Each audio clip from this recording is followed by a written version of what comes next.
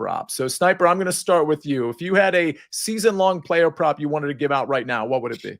I latched right on to Pete Alonso to lead the National League in RBI. It was plus 1,400. Actually, I was lead the majors in RBI, so plus 1,400. One of the main things for me was, obviously, you're going to look at the addition of Juan Soto. Francisco Lindor is now batting leadoff. So Alonso's going to be in the 3-hole net lineup. They're going to be on base a lot. He's going to have a ton of RBI opportunities.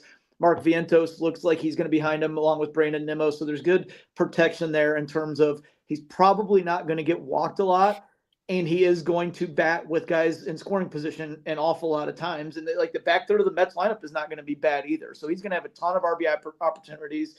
Another key for me is he never, ever gets hurt. He played 162 games last year.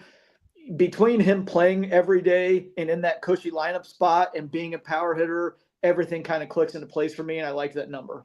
Yeah, that's a great take. Great argument. Okay, let's move to Mike, your favorite season-long player prop. Back to Juan Soto here. I like Juan Soto to hit some dingers. Over 33.5. You can find this actually all the way down to minus 105. So maybe you could pull it out and get a 32.5 at some point. I think this is a bit of an overreaction to the park shift, right? Because the connotation is Citi Field versus Yankee Stadium. We know Yankee Stadium is a great place to hit home runs.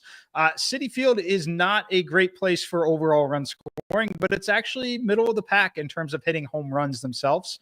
So I don't have the exact number in front of me. I did this analysis at the week after the World Series, and I'm trying to remember my notes, but I believe if you look at every home run Juan Soto hit last year, all of them would have been a home run at Citi Field except for one. So there's basically a little bit of an overreaction to the playing environment. And why I think some of that might be, at least when I'm running through projections here, the Phillies. If you're talking about left-handed hitters, Citizens Bank Ballpark is one of the best hitting environments for home run hitters for lefties. He gets plenty of matchups there. And just looking across the National League, he still gets matchups in Atlanta. Think about those 100-degree days where we're essentially betting overs on 11.5 team total or 11.5 totals. There's just a lot of good situations here. So I think it's being overstated, the move from Yankee Stadium. So I know I gave this one on HQ as just like a favorite long shot. I think it will require either Ohtani or Judge getting hurt for him to flat out beat them. But I definitely think there are scenarios where we're talking about 45 plus home runs from Juan Soto. Go ahead, Sniper. I was just going to piggyback, Mike, on that. Soto hit more home runs on the road last year than at home. He had 21 road home runs and 20 in Yankee Stadium. Yeah. So FYI, if you're listening to the podcast and you're not 100% sure what Mike was referring to with the long shot, it was Jeff Stenberg's comment, which was up on the screen. Juan Soto plus 3,000 to lead the Major League Baseball in home runs. So that, Mike, that's what you were referring to when you were talking about the sort of long shot play you gave out on HQ. Yeah, long shot play. But you could find it plus 3,500 somewhere too. But yeah, to back Sniper up, that was exactly it. It was more home runs on the road. Only one of them was a quote unquote Yankee Stadium home run. Every other, so basically you would have hit 40 last season at Citi Field. All right, so let's go to AMags, your season-long player props. Now, it's interesting because I believe it was you that mentioned Cody Bellinger earlier in the show, but it was Swaggy McNolix who is mentioning now Pete Crow-Armstrong and his stolen bases. By the way, that is a really, did I pronounce that right? Swaggy McNolix? Is that like the Knowles? I'm not sure what's going on there, but it sounds fun. I think that's McNolegs. No legs. No legs. Oh. I thought it was like the Knowles. Okay, either way. Okay, so talk to me. You've got a Cody Bellinger prop and you've got a Pete Crow-Arm PCA prop. What is it? Well, we're talking about legs. I'll go with the guy that has some really great legs, not to be weird, but he's fast, all right? And it's Pete Crow-Armstrong. He's in the 99th percentile in sprint speed.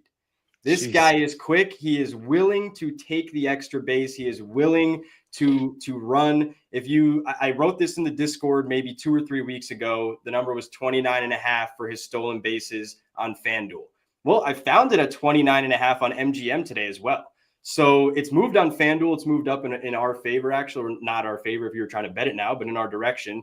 I do think this should be like 32 or 33 and a half at worst. Getting in under 30 stolen bases for us right now, like you have to do that. This is a guy that, truthfully, I actually bet him. And if you read my article, I think it came out today. It might've been yesterday.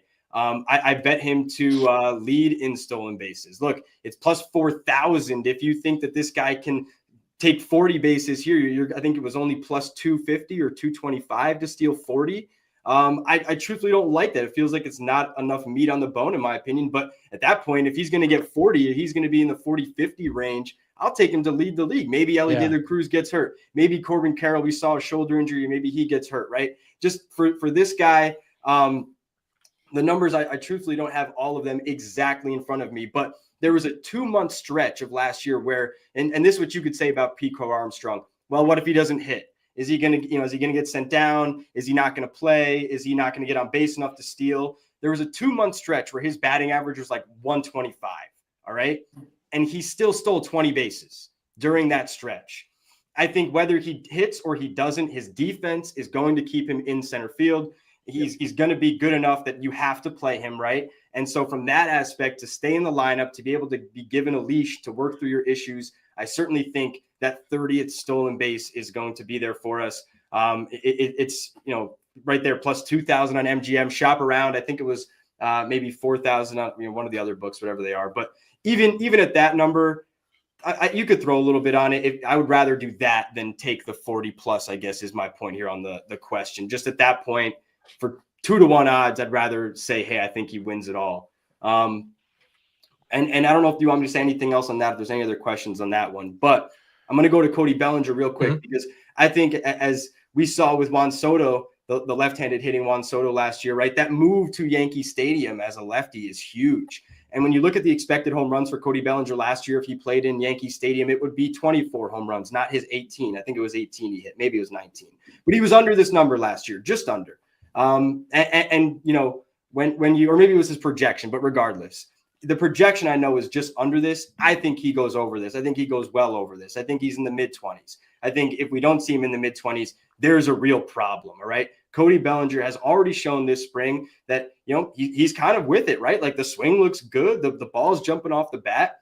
I'm a fan. So you're going to have to play him again with the defense. Guys that are this good with their defense, especially at a premium position, the Yankees need him in center field. If they're not going to play him in center field for some reason, and maybe they put Grisham there, Aaron Boone already said, I'm going to slide Bellinger over to right, or I'm going to move him where I need to. Bellinger is going to kind of be that guy that stays in there. Grisham, maybe go play your Gold Glove center field. We'll move Bellinger over. He's going to be in the lineup. I think he's going to be in the lineup more than enough to hit, his 21st home run as a Yankee this year. So just those two numbers, I felt like they were too low. And for me, I'm more than happy to throw down on them.